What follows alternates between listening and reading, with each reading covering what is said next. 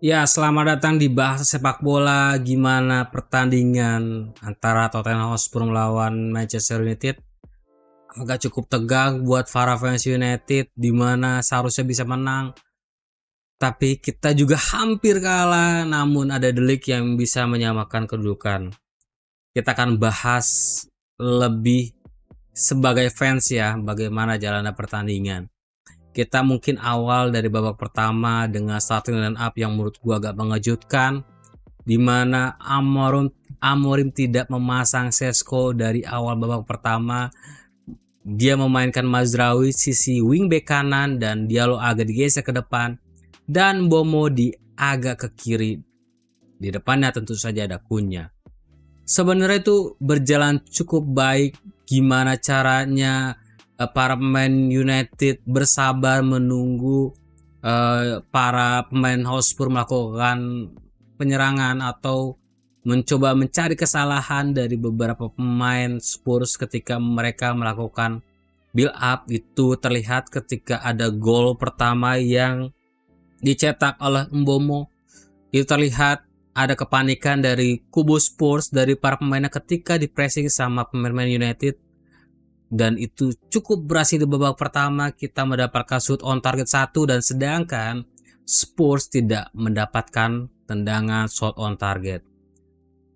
Walaupun agak sedikit membosankan di babak pertama, setidaknya kita sudah menjalankan sesuai dengan keinginan Amorim. Dan ya baik lagi, kemungkinan yang gua tangkap dari segi formasi adalah United bermain menunggu ketika Spurs ada kesalahan, dan itu harus bisa dimaksimalkan oleh para pemain United. Itu terlihat di babak pertama di menit 1 sampai menit 15. United tidak terburu-buru, tidak melakukan high press. Dia melihat jalannya pertandingan para pemain dan tidak melakukan cepat untuk melakukan high press. Baru di menit 15 sampai menit 40 mereka melakukan high press, dan dengan golnya Mbomo sangat mudah dengan gol sundulan yang tidak perlu lompat dan umpannya sangat manis dari Diallo. Itu sangat brilian banget. Cukup solid, Maguire cukup solid, De Ligt cukup solid, dan Luke Shaw, pokoknya trio di belakang cukup solid. Bahkan Saint Lamens itu ada kayaknya satu atau dua deh, satu penyelamatan lah ya di babak pertama. Nggak ada itu babak kedua deh. Tapi cukup solid lah Saint Lamens, jadi nggak ada ini apa namanya tendangan ke gawangnya. Nah, babak pertama udah sangat normal, mungkin walau Spurs pegang bola tapi sudahlah sesuai dengan strateginya Amorim. Masuk ke babak kedua, awal udah lumayan oke, dan dari segi permainannya Spurs mungkin agak meningkat ketika masuknya Matthias Tel, Ndogi, Dobert tuh meningkat. Tapi kita masih oke sampai menit 60-70 setahu gue, ketika ada pergantian Maguire agak cedera, terus Kunya diganti dan Mazraoui diganti. Nah, itu udah mulai kita agak hilang fokus. Nggak tahu kenapa itu terjadi. Sudah 3 pertandingan terakhir melawan Brighton, melawan Nottingham Forest, sama Spurs ini terlihat para pemain pengganti tidak siap untuk tampil menjadi pemain pengganti pemain yang sudah di lapangan sebelumnya. Itu terlihat dari para pemain, kecuali Yoro udah sangat oke, tapi selain itu seperti Ugarte ketika menggantikan Casemiro tidak terlihat sama sekali perannya, dan sangat terbuka sekali lini tengah United ketika Casemiro cabut dan digantikan Ugarte.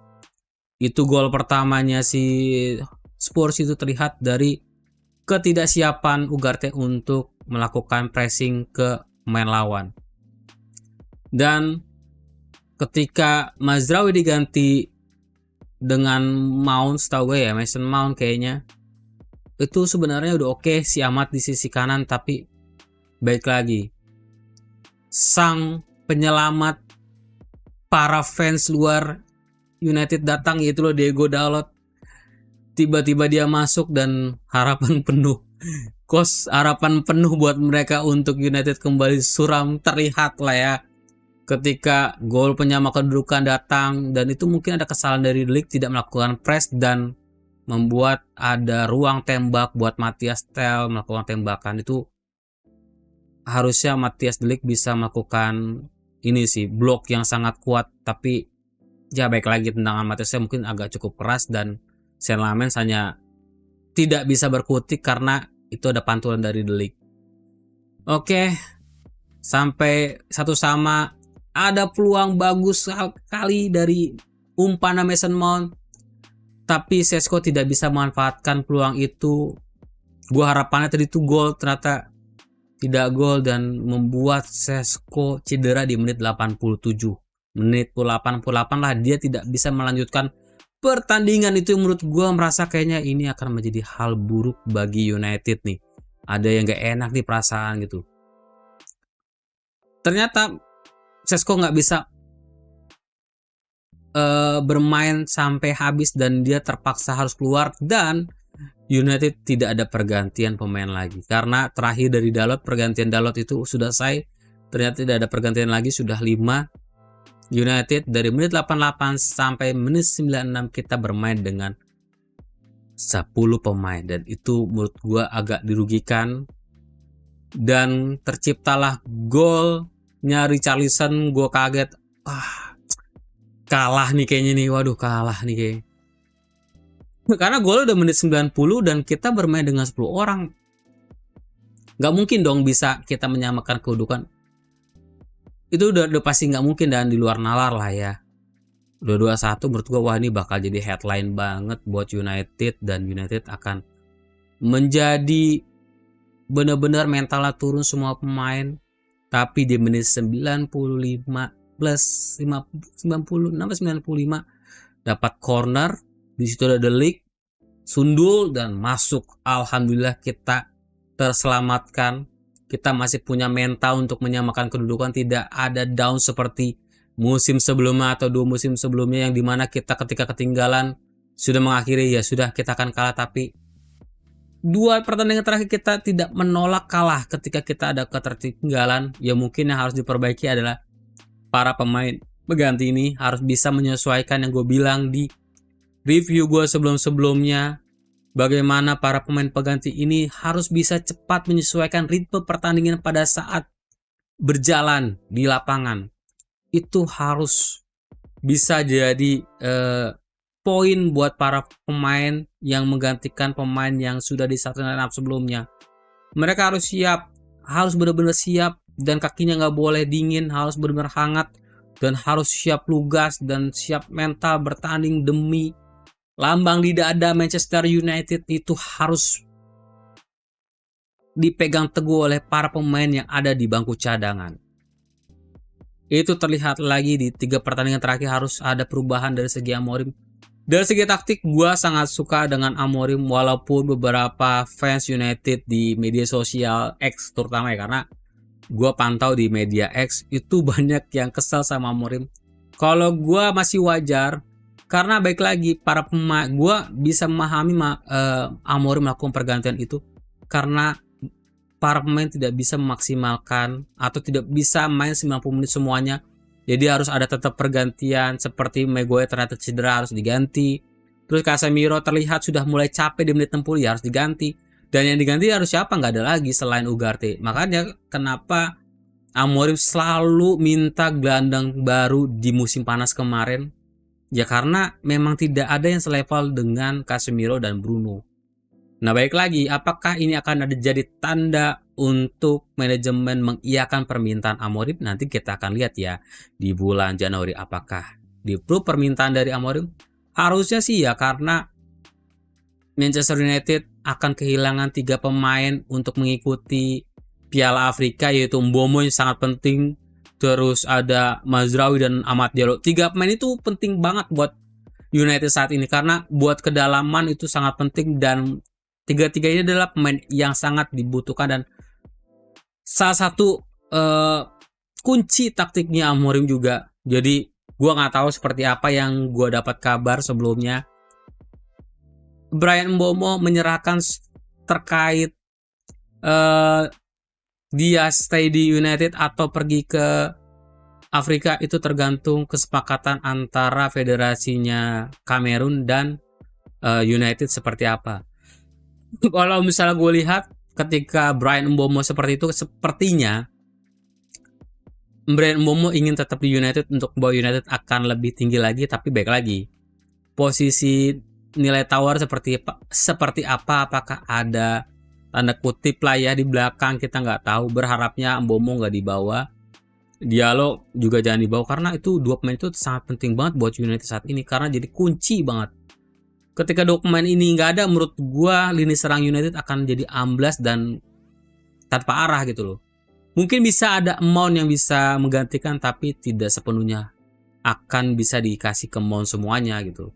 Baik lagi, ketika misalnya 3 pemain dicabut, apakah United akan melakukan peminjaman pemain atau merekrut pemain secara permanen? Nanti kita akan lihat di musim dingin atau di bursa transfer musim dingin gitu loh. Tapi so far dari gua dengan hasil dua-dua ini sangat baik bagi gue sebagai fans. Harapan gue sebenarnya fans menang.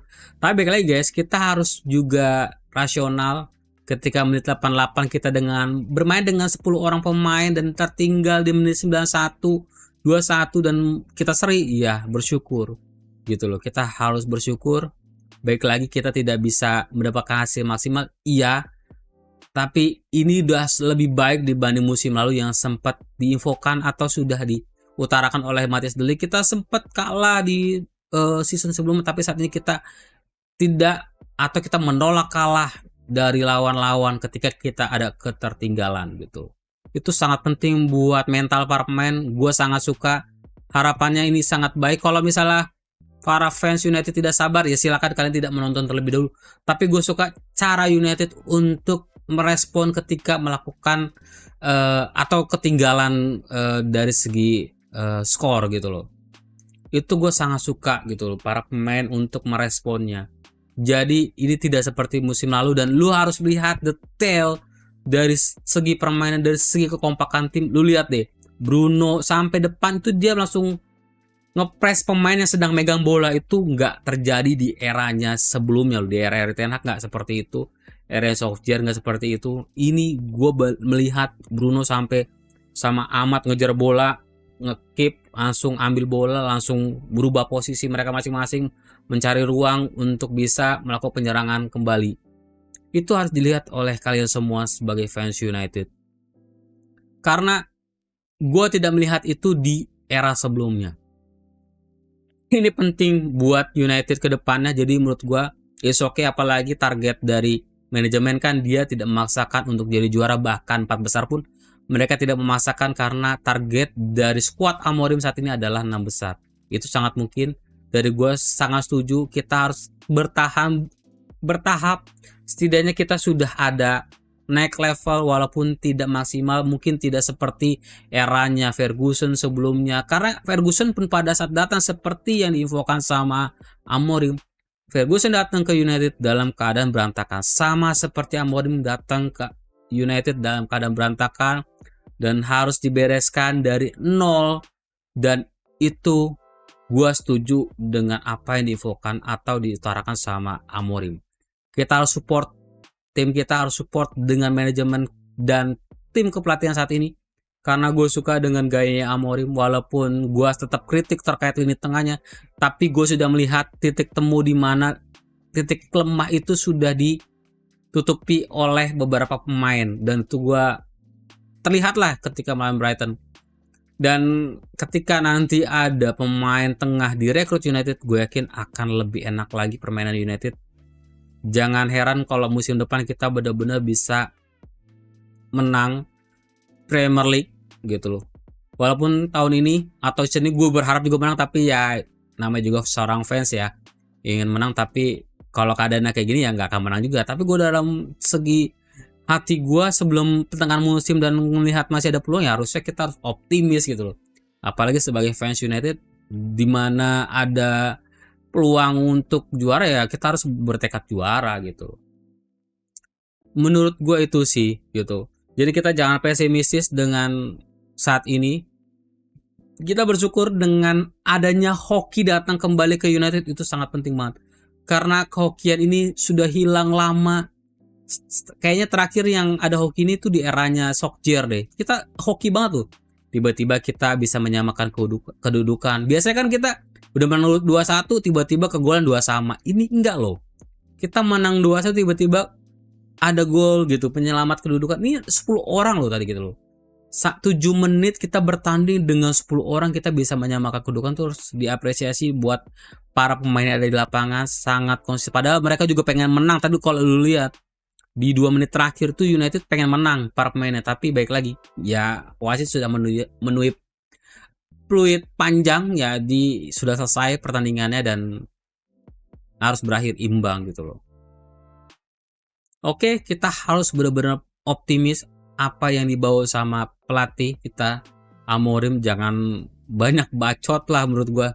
Kita harus melihat prosesnya juga. Kalau misal kalian nggak sanggup melihat Amorim bertahan di United, ya silakan ganti klub. Kalau gua sih mau Amorim dipecat atau enggak, gua akan tetap dukung pelatih gua, dukung pemain-pemain yang bagus. Tapi kalau pemain yang malas-malasan kayak Garnacho ya gua nggak akan dukung juga lah. Tapi saat ini gue lihat so far para pemain sangat ada eager atau mental untuk bertanding. Mungkin tadi gue agak cukup kecewa terkait responnya Šeško tidak melanjutkan pertandingan.